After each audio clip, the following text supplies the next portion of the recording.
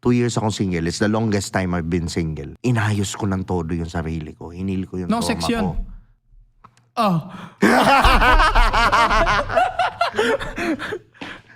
Siyempre meron. Okay. Pero single ako. Single ako. Hindi pa ako single. Okay. Nag-heal ako, nag-ayos ako. Kailangan ko yung makakaano ng value sa akin eh. Kailangan ko yung, ito na yun, in spiritual terms, kailangan ko yung ka-vibration ko. Energy. Ka-energy ko. Same energy.